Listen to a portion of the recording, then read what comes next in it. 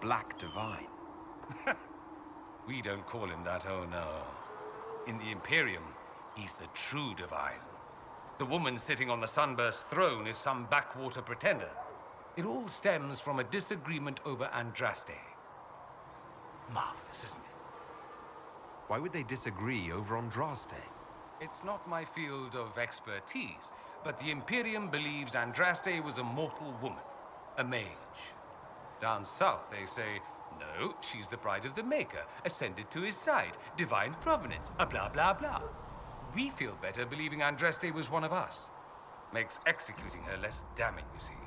So we elected a man as divine, the South declared war, and we've been feuding cousins ever since. So the Imperial Divine is always a man?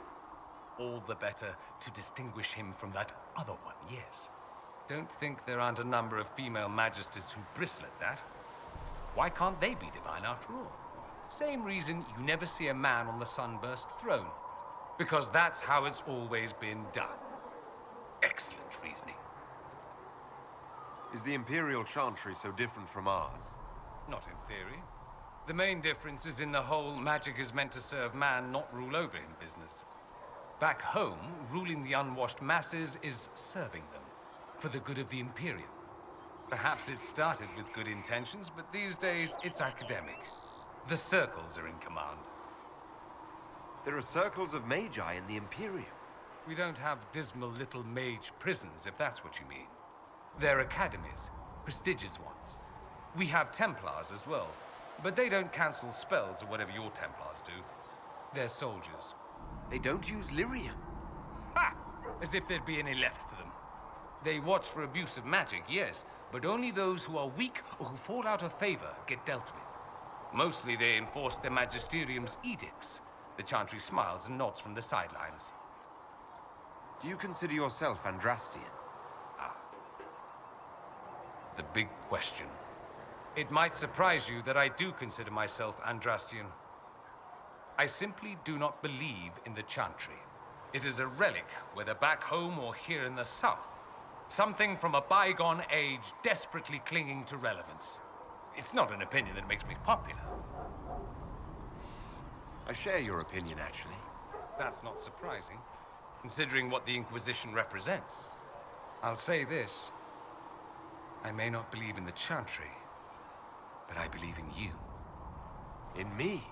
That the Maker sent you, whether through Andraste or fate. Cassandra is not wrong. You are what we needed most at the moment we needed it. That's what they will say in ages to come. You don't seem like the religious sort, to be honest. If you define religious as sitting in a chantry and listening to a blithering hen tell you how to live, then no.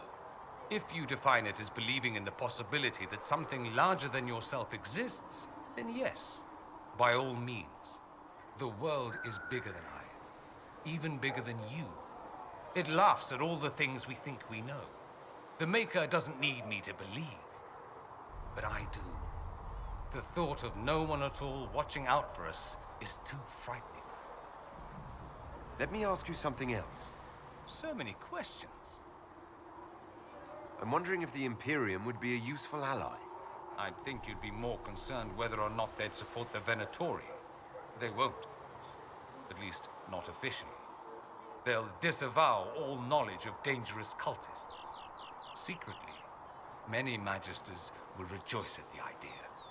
And if the South falls to chaos in the meantime, all the better. It would be in the Imperium's best interest to help. Surely it could use allies. I think the Imperium gave up on the idea of allies a long time ago. We've been fighting the Qunari for what, 200 years off and on? It's a point of pride that we go it alone. They'll sneer at the South behind their silk handkerchiefs and say, "You've had it easy for far too long." Let's not forget that the Inquisition seems to be an arm of the Orlesian Chantry.